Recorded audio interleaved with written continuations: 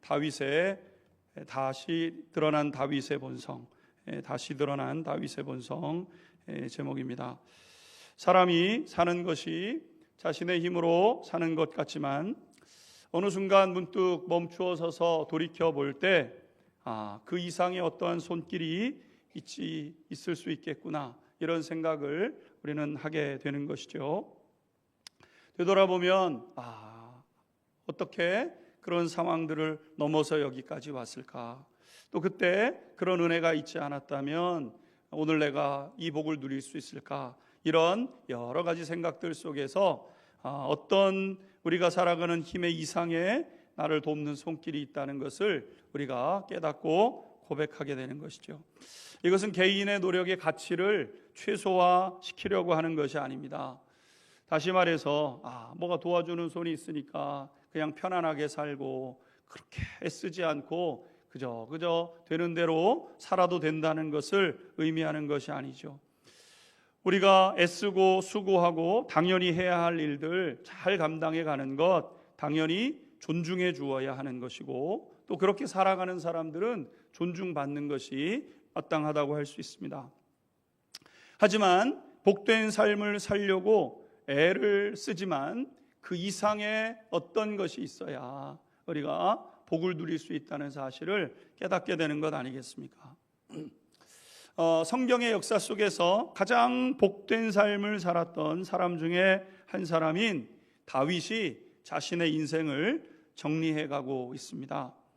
오늘 사건은 사무엘서의 마지막 사건을 이제 기록해 놓고 있는 책입니다. 그러니까 결론과도 같은 책인데, 물론 우리 성도님들과 함께 계속해서 나눠온 대로 사무엘서의 맨 마지막 부분은 시대적으로 정리해 오던 것을 잠시 멈추고 다윗이 어떻게 다윗 될 수 있었느냐를 에피소드를 몇 개를 엮어가면서 어느 시대에 있었는지는 정확하지 않지만 이러한 사건들이 다윗이 다윗 되는 데 있어서 굉장히 중요한 역할을 했다는 것을 포인트로 집으면서 정리를 해나가고 있는 것이고, 이 사무엘하 24장의 이 마지막 사건을 통해서 결론처럼 사무엘서가 이제껏 쭉 해왔던 그 이야기들을 집약해서 24장에 담아내고 있다는 것을 우리가 이제 알게 됩니다. 다윗에게 있어서 이 마지막 결론과도 같은 이 사건은 다윗 통치 시대에 있었던 팬데믹 이 사건을 이제 다루고 있는 것이죠. 이 팬데믹 사건을 통해서 7만 명의 사망자가 나왔던 그런 사건을 기록하고 있습니다. 그렇게 위대하고 그렇게 복된 나라로 세웠던 다윗의 통치 시절 안에 어떻게 이렇게 큰 팬데믹과 같은 이러한 사건이 일어날 수 있었느냐라는 것을 이제 성경은 우리 가운데 이제 말씀해 가고 있는 것이죠. 그 사건은 이렇게 시작되고 있습니다. 1절 읽고 말씀을 배워가겠습니다. 1절 같이 읽겠습니다. 시작. 여호와께서 다시 이스라엘을 향하여 진노하사 그들을 치시려고 다윗을 격동시키사 가서 이스라엘과 유다의 인구를 조사하라 하신지라. 아멘. 아멘. 오늘 말씀 속에는 여호와께서 이스라엘을 향하여 진노하사 이렇게 말씀하고 있습니다. 팬데믹의 사건의 시작은 하나님의 진노하심에 있었다는 것이죠. 진노라는 단어는 히브리어로 하라라는 단어인데 불이 붙다, 타오르다 이런 의미를 가지고 있습니다. 그러니까 하나님의 마음이 막 불타오르는 사건이 다윗의 시대에도 있게 되었다는 것이죠. 우리도 그냥 흔히 우리끼리 그냥 지나가는 말로 또 그냥 평상시에 하는 말로 열받는 일이 있잖아요. 열받는 일. 마음에 막 그냥 열이 받쳐가지고 막 불이 차오르고 씩씩거리게 되고 이러는 일이 있는데 하나님께 다윗 시대에 하나님께서 분노하시는 이런 사건이 있게 되었다는 거죠. 그럼 왜 하나님은 다윗 시절에 분노하셨는가? 그것을 오늘 24장에서는 설명해 놓고 있지는 않습니다. 그런데 성경 전체 속에서 하나님이 분노하시는 가장 중대한 이유는 죄 아니겠습니까? 죄의 문제. 그러니까 뻔히 복된 삶을 살 수 있는데 스스로 잘못된 길을 선택해 놓고 그 길 아니라고 하나님이 말씀하시는데도 아니라고 이 길이라고 고집을 피우면서 걸어가는 그 죄의 문제에 하나님께서 이제 이렇게 분노하시는 일들이 있었던 거죠. 그런데 오늘 1절 말씀을 다시 보시면 여호와께서 다시 이스라엘을 향하여 진노하사 이렇게 말씀하심으로 인해서 이 이스라엘 백성들에게 분노하신 그 이유가 반복적인 죄 때문이었다는 것을 암시하고 있습니다. 이스라엘 백성들의 그 반복적인 죄는 우리가 잘 아는 것처럼 우상숭배의 죄였던 거죠. 출애굽하면서부터 우상숭배의 죄가 시작됐거든요. 가나안 땅 들어와서도 우상숭배의 죄는 계속 있었고 사사기 시대를 지나가면서도 이 일은 반복되었던 겁니다. 그러니까 다윗 시대에도 우상숭배의 죄가 있었을 개연성이 가장 큰 겁니다. 하나님이 분노하신 이 진노하신 이후에 가장 큰 가능성이 높은 것이죠. 그러니까 다윗처럼 그렇게 탁월한 지도자가 이스라엘을 다스리고 있었음에도 불구하고 이스라엘 백성들은 여전히 우상숭배의 죄 혹은 어떤 죄에 다시 이렇게 나아가는 것을 성경은 이제 기록해 놓고 있습니다. 자, 그래서 하나님은 이스라엘 백성들을 다스리시기 위해서 어떻게 하셨는가? 오늘 말씀을 보게 되면 다윗을 격동시키셔서 인구를 조사하게 하셨다 이렇게 말씀하고 있는 것이죠.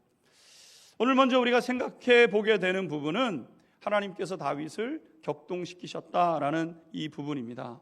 이 부분은 신학적 이해가 필요로 한 부분인데요, 이 부분을 잘못 읽으면 하나님께서 다윗을 막 격동시켜서 막 그의 마음을 막 그 분하게 만들고 막 이렇게 요동시키셔서 아주 강하게 요동시키셔서 하나님이 인구조사를 하게 하셨구나 이렇게 이제 읽을 수가 있지만 사실 잘못된 것이죠. 왜냐하면 하나님은 누구에게도 죄를 부추기지 않으시기 때문에 하나님은 죄져라 이러시는 하나님이 아니죠. 오히려 죄의 문제를 해결하시고 죄로 나아가지 못하도록 그것이 사망에 이르는 것이기 때문에 우리를 불행으로 이끌어가는 것이고 사망으로 이끌어가는 것이기 때문에 죄에 대해서 싸워가라고 말씀하시는 하나님 아니겠습니까? 그렇다면 이 성경이 말씀하고 있는 의미는 무엇이냐면 하나님께서 다윗이 하고 싶어하는 그 일을 하나님께서 잠시 그냥 그대로 내버려 두셨다는 거예요. 다윗을 격동시키셨다는 이 표현의 정확한 의미는 뭐냐면 다윗의 마음은 원래 격동하고 있는 마음이었다는 거예요. 근데 하나님께서 그것을 계속해서 주의 성령을 통해서 통제하시고 하나님의 보이지 않는 손으로 그의 마음을 이끄시고 누르시고 그의 마음을 주장하고 계셨는데 이 이스라엘 백성들의 우상 숭배의 문제로 인해서 다윗의 마음이 그냥 격동하고 있는 마음 그대로를 내버려 두셨다는 거예요. 우리는 우리의 타고난 본성은 내가 원하는 것을 고집하고 하고 싶은 것에 집착하는 그런 본성을 가지고 있지 않습니까? 물론 타락하기 전에는 하나님이 우리의 본성을 만드셨어요. 하나님의 모양과 하나님의 창조의 섭리대로 우리를 지으실 때 본성을 우리 가운데 두셨는데 우리가 타락하기 전에는 이것을 관리할 수 있고 유지할 수 있는 것을 선택할 수 있는 힘과 능력이 컸습니다. 본능은 있지만 본능이 여전하지만 그것을 누르고 그것을 싸워서 이길 수 있는 힘이 동시에 우리 가운데 있었던 거죠. 하지만 아담의 타락으로 인해서 죄가 들어오게 되고 죄가 악한 본성을 지배하면서 힘을 더함으로 인해서 악한 것을 향하여 가는 이 브레이크가 파괴가 되고 하나님의 은혜로 우리의 본성이 다스려져야 되는데 다스려지지 않는 채로 우리의 본성이 이제 행하게 되었다는 겁니다. 그래서 하나님께서 예수를 구주로 믿어서 하나님의 백성이 되면 하나님께서 가장 먼저 행하시는 일들 중에 하나가 뭐냐면은 우리로 하여금 성령을 다시 부어주시는 거예요. 성령이 우리 가운데 함께 하시면서 악한 본성을 누르고 싸워가는 것이죠. 육체의 본성과 영의 본능이 성령의 소욕이 우리의 마음밭에서 싸우기 시작합니다. 예수 믿으면 그래서 갈등이 많아요. 예수 믿으면 고민이 많아집니다. 예수 믿기 전에 고민되지 않았던 것이 예수 믿고 나면 고민이 되기 시작하는데, 옛날에는 그냥 본성을 따라 살았어요. 예수를 믿고 나니까 본성대로 살면 안 될 것 같은 마음이 강력하게 들어서 이 둘이 우리 마음속에서 싸움을 싸우게 된다는 겁니다. 이게 성령의 역사의 첫 번째죠. 그러면서 성령은 우리를 보호해 가시는데, 첫 번째, 기도의 소욕을 넘치도록 우리에게 주십니다. 기도해야 될 것 같은 마음을 주시는 거예요. 기도할 때 우리의 기도를 옆에서 도와주시는 겁니다. 여러분, 믿지 않는 사람들에게 기도 10분만 해보십시오. 기도 10분이 안 됩니다. 기도 10분이 안 돼요. 10분이 얼마나 긴지 한 1, 2분 얘기하면 얘기할 거 다 한 것 같아요. 하나님, 우리 자녀들 돌봐주시고 직장 다 했는데, 그럼 눈 뜨는 거예요. 1분, 2분밖에 기도가 안 되는 거예요. 그런데 성령이 기도의 소욕을 부어주셔서 성령의 은혜를 따라서 기도라면 30분, 40분 기도를 해도 그 기도가 더 절절해지고 깊어지고 하나님을 붙잡는 은혜가 있게 되는 거예요. 이건 성령의 역사입니다. 우리가 기도의 기술이 늘어서 자꾸 기도를 하니까, 물론 기도가 느는 것도 있지만, 기도가 그냥 느는 것이 인간적인 기술로 느는 것이 아니라 성령이 우리 가운데 오심으로 인해서 나타나는 현상이라는 것이죠. 그것을 통해서 정직하고 진실하고 더 정결한 삶을 추구하게 되는 것이고, 성령의 역사 중에 하나는 뭐냐면은, 또 하나는 뭐냐면은요, 작은 죄에도 심장이 막 두근두근 거리는 거예요. 그전에는 죄 짓는 것이 즐거웠습니다. 그래서 훔쳐먹는 사과가 맛있다고. 진짜 맛있나요? 훔쳐먹는 사과가 맛있다고, 훔쳐먹는 게 최고지, 그러면서 즐겼던 것인데, 예수 믿고 나면 두근반 세근반 거리는 거예요. 길에 떨어진 동전 하나 줍는 것도 이걸 주워야 되나 말아야 되나, 아이고 하나님 기뻐하시나 안 하시나 마음이 드는 거예요. 이게 성령이 우리 가운데 오셔서 행하는 일 아니겠습니까? 오늘 사무엘서를 마감하면서 성경이 우리에게 던지는 첫 번째 교훈이 있습니다. 그것이 무엇입니까? 사람이 복된 삶을 사는 것은 내 힘과 내 의지로 사는 것 같지만, 엄밀히 말하면 하나님의 전능하신 손의 보호 아래 살아가는 것이라는 겁니다. 하나님의 전능하신 손 아래 살아서 복된 거예요.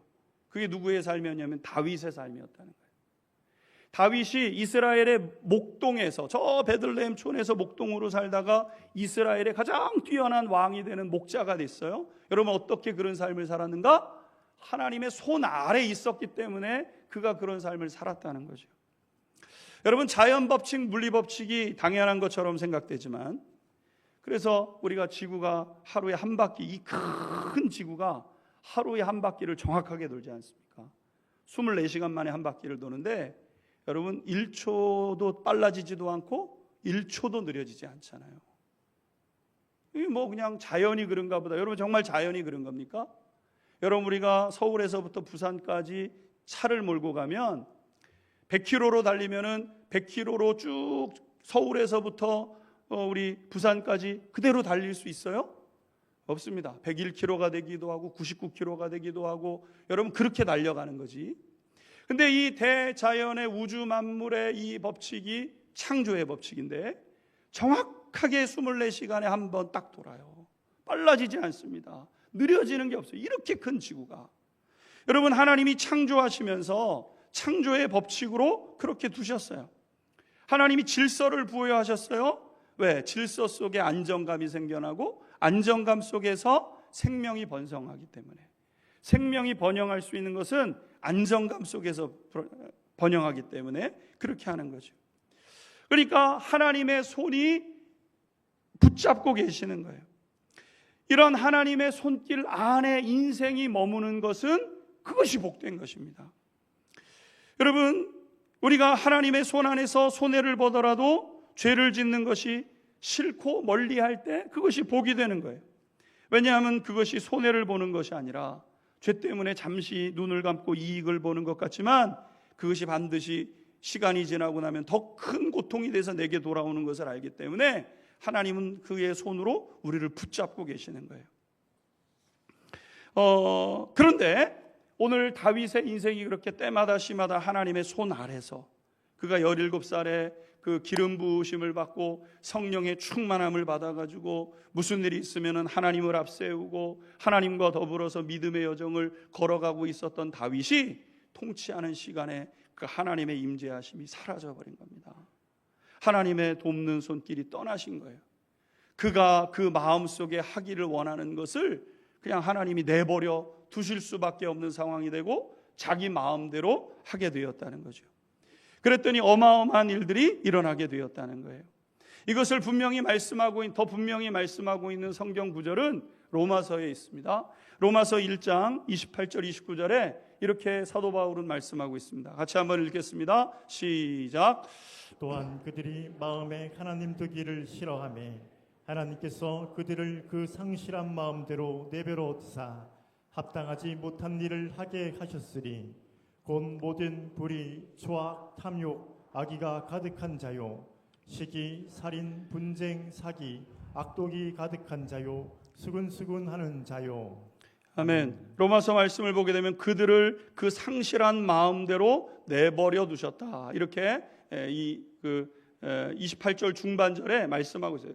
그들을 그 상실한 마음에 내버려 두셨다는 거예요. 그러니까 마음이 상실해서 바른 것을 찾지 못하고 자기 하고 싶은 대로 살아가는 인생들을 그대로 내버려 두셨다는 거예요. 그 왜 하나님이 좀 붙잡아 주시지 내버려 두셨냐? 그랬더니 28절 상반 초반절에 보게 되면 그들이 마음에 하나님 두기를 싫어했기 때문이라는 겁니다. 하나님 싫다는 거예요. 하나님 잔소리하지 말라는 겁니다. 하나님 자꾸 뭘 하라, 뭘 하지 말아라 하지 말라는 거예요. 내 마음대로 하겠다는 겁니다. 내 뜻대로 하겠다는 겁니다. 그러니까 내 마음대로 하겠다고 하니까 하나님께서 상실한 마음대로 내버려 둘 수밖에 없었고, 그랬더니 무슨 일이 벌어졌습니까? 별의별 일들이 다 일어나게 되었다는 거예요. 그러니까 사람들은 자기 마음속에 미움이 찾아오면 미워하게 그냥 내버려 두라고 하나님 앞에 얘기하는 거예요. 나 저 사람 미우니까 그 사람에 대해서 용서하고 사랑하고 그런 얘기 하지 마세요. 하나님 있는 것도 싫고 하나님이 있지 않다고 나는 생각하고 있고, 하나님을 향하여 마음의 문을 꽉 닫아두는 거예요. 상실한 마음대로 그대로 두는 거예요. 여러분, 미움의 감정을 그대로 두면은 여러분 미움이 그대로 있습니까? 지난주에 우리가 저도 뉴스를 보면서 정말 참 살다 그런 뉴스를 처음 봤지만, 아버지가 아들을 총으로 쏴서 죽이는 사건도 있었어요. 여러분, 아버지가 아들을, 여러분 어떻게 아버지가 아들을 그럴 수 있어요? 자식은 아버지한테 뭐 철이 없고 그럴 수 있어요. 아버지가 아들한테 총을 쏴서 죽여요. 여러분, 그게 그냥 일어났겠습니까? 마음속에 있는 그 미움을 그냥 둔 거예요. 상실한 마음 그대로 내버려 둔 거예요. 마음속에 믿음이 가득한데 컨트롤이 되지를 않는 겁니다. 컨트롤할 수 있는 것이 없는 거예요. 그러니까 그런 일들이 일어나게 되는 거죠. 로마서는 그래서 우리에게 뭐라고 말씀하냐면, 상실한 마음대로 두었더니 무슨 일이 벌어졌는가? 불의가 판을 치고 추악한 일들이 벌어지고 탐욕스러운 일들, 악의가 가득하고 시기, 살인, 분쟁, 사기, 악독, 수근수근거리고 비방하고 능욕하고 교만하고 자기 자랑하기에 급급하고 부모를 거역하고 우매하고 배약하고 무정하고 무자비한 일들이 넘쳐나게 되었다는 거예요. 넘쳐나죠. 하나님 없는 세상 만들겠다고 만들어 보면 무슨 일이 벌어집니까?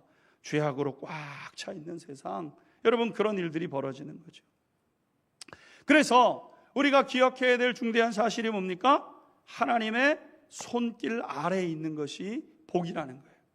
나는 우리 안양중앙성결교회 모든 가족들, 모든 성도님들 한 분 한 분이 하나님의 손길 아래 있게 되기를 주님의 이름으로 축원합니다. 하나님 손길 아래에 있는 게 복이에요. 다윗 되는 것은 하나님의 손길 아래에 있었기 때문에 복이 되는 거였잖아요. 많은 경우 하나님의 손길 아래에 있는 것을 싫어합니다. 브레이크를 귀찮은 것처럼, 아니 지금 이렇게 달려가야 되는데 왜 자꾸 브레이크를 얘기하나. 여러분, 피아노에 댐퍼라는 이런 그 부분이 있다 그러는데, 발을 누르면 이제 소리가 이제 울리다가 다 끊으면 이제 딱 끊어지는 거예요, 소리가. 그냥 소리가, 피아노 소리가 그렇게 좋은데 왜 자꾸 댐퍼를 그렇게 눌렀다 밟았다. 필요하다는 거예요. 그거를 하지 않으면 소리가 계속 울려서 앞에 소리가 뒤에 소리가 앞에 소리를 같이 먹고 연주가 안 되는 거 아니겠습니까? 그러니까 우리의 본성은 하나님의 손길 아래서 반드시 통제되어야 된다. 우리의 본성은 타락한 본성이기 때문에. 다윗은 이제까지 하나님의 보호하심 가운데 있다가 오늘 24장의 이 사건 속에서는 그걸 잃어버리게 된 거예요. 여러분, 하나님의 보호하심의 은혜를 사모해야 됩니다. 그런데 이 이스라엘 백성들이 반복되고 거듭된 죄를 짓게 될 때 하나님께서 다윗을, 이스라엘 백성들의 죄를 물으려고 다윗을 그냥 두셨다는 거예요.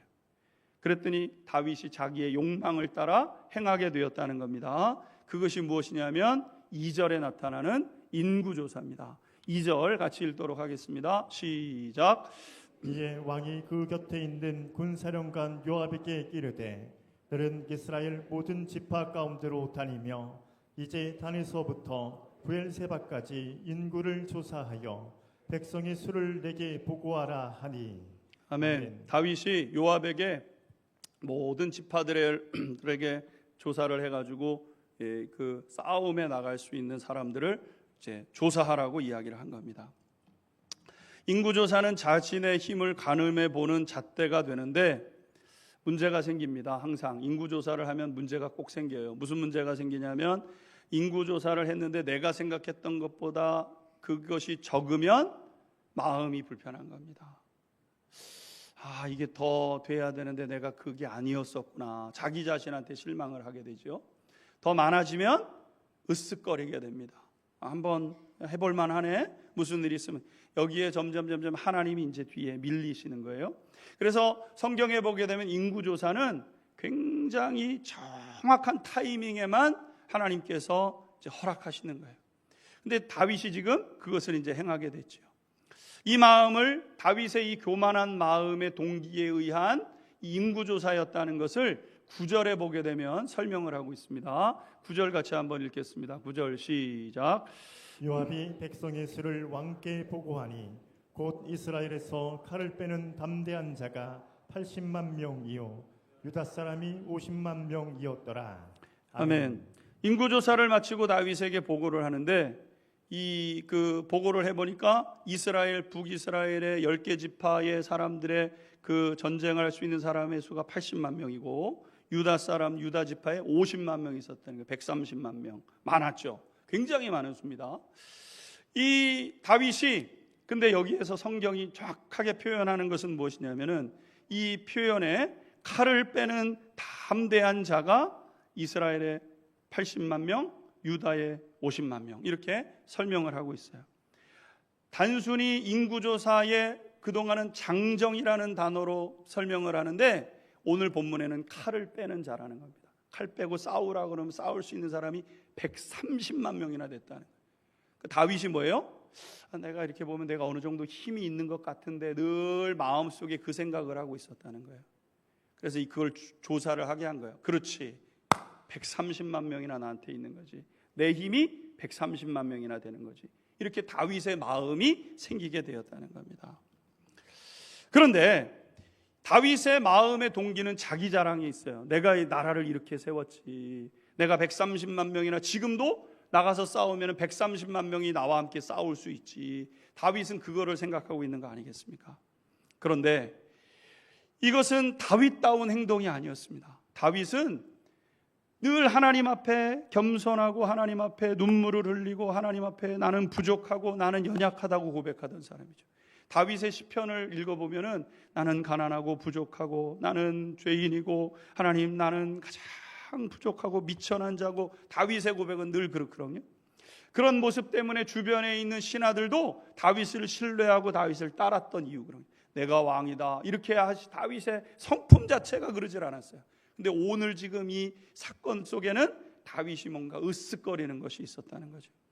이것을 너무나도 잘 알고 있었던 사람이 누구냐면 요압이라는 사람입니다. 그래서 요압이, 놀랍게도 요압이 그 인구조사를 요압이 막았었다는 겁니다. 3절 한번 읽겠습니다. 3절 함께 읽겠습니다. 시작. 요압이 왕께 가르되 이 백성이 얼마든지 왕의 하나님 여호와께서 100배나 더하게 하사 내 주 왕의 눈으로 보게 하시기를 원하나이다. 그런데 네 주왕은 어찌하여 이런 일을 기뻐하시나이까 하되. 아멘. 요압은 장수 중에 장수였지만 우리가 요압의 그 모습을 앞에 몇 번의 설교를 통해서 요압의 캐릭터를 우리가 알았잖아요. 요압이라는 사람은 계산이 상당히 빠릅니다. 그리고 명분 이런 거는 관심이 없어요. 그냥 실리입니다. 실리. 자기한테 실리가 있으면 뒤에 무슨 일이 벌어지든지 나한테 이익이 있으면 그냥 실행으로 옮기는 사람이 요압이라는 사람이 아니었겠습니까? 근데 놀랍게도 요압이 봐도 아닌 문제인 거예요. 요압 그런 아주 그냥 신앙과는 좀 거리가 있었던 요압인데도 아니 왕이요, 하나님께서 지금 왕에게 승리를 주셨고 우리가 계속 같이 싸우지 않았습니까? 왕이요, 우리가 군대에 숫자가 많아서 승리했습니까? 왕이요, 어떤 때는 너무나도 부족한 상황인데도 그 상황이 뒤집혀가지고 내가 복을 누리고 우리가 승리하고 그랬고, 만약에 우리한테 군대가 필요하면 하나님께서 100배나 더 보내주시지 않겠습니까? 우리가 군대 필요하면 우리가 모았습니까? 하나님이 누구를 통해서 보내주시고 용병을 보내주시고 그래서 우리가 이겨왔는데 왜 지금 이 인구조사를 해서 하나님 앞에 범죄를 하려고 합니까? 이렇게 이야기를 합니다.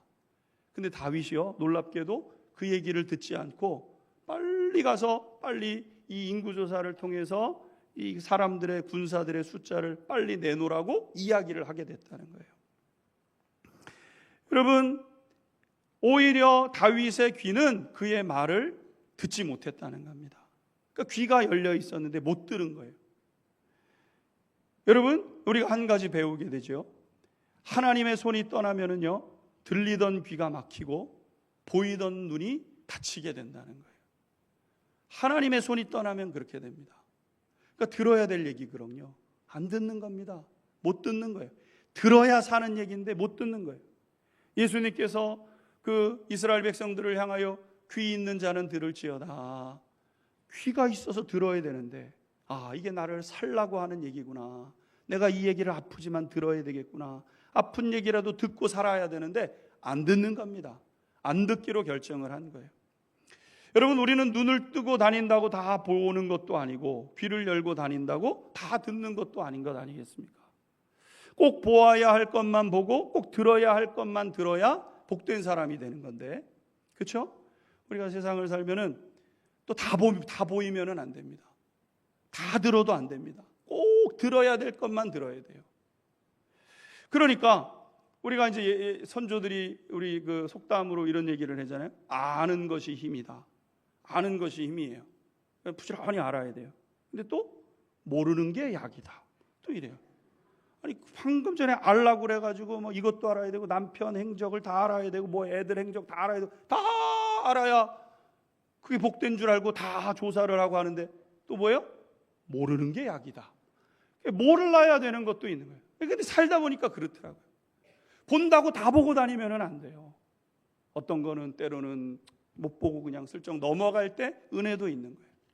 어떤 거는 그냥 듣지 않고 넘어가야 되는 것도 있어야 되고 어떤 거는 들려야 되는 것도 있는 겁니다. 들려야 될 것이 들려야 되고 보여야 될 것이 보여야 되는 거예요. 그래야 복된 삶을 살아가게 되는 것이죠. 여러분, 이것을 위해서 기도하는 우리 안양중앙성교회 모든 가족들이 되시기를 주님의 이름으로 축원합니다. 들을 귀가 되도록 기도해야 돼요. 남이 잘 되라고 하는 얘기면 들어야죠. 아무리 아파도.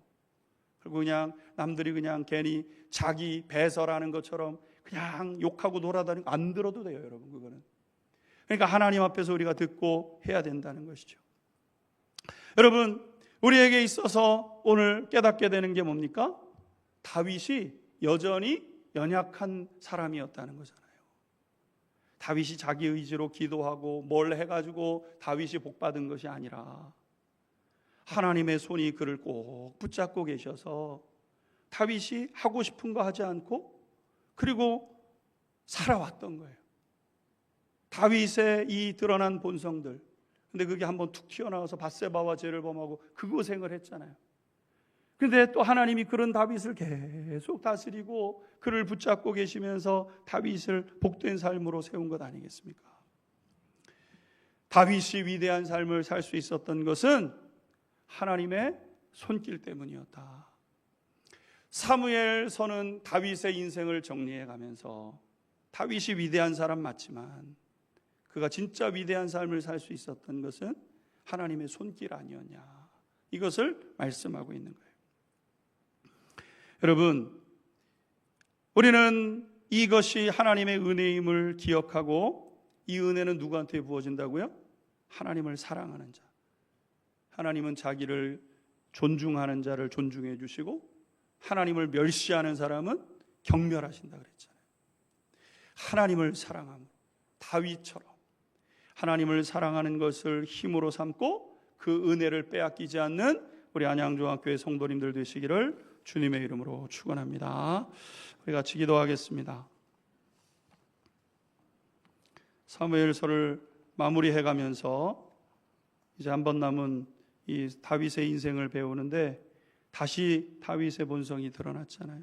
본성이 드러나서 다윗이 7만 명의 이스라엘 백성들이 팬데믹으로 죽어가는 사건을 경험하게 되는 거 아니겠습니까? 다윗이 그렇게 위대한 왕이었어도 또 이스라엘 백성들은 우상 숭배에 빠져 있었어요.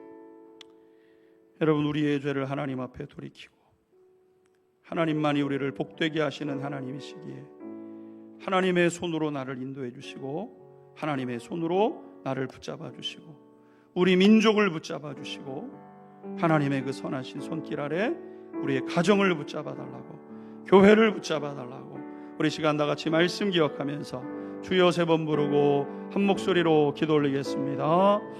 주여.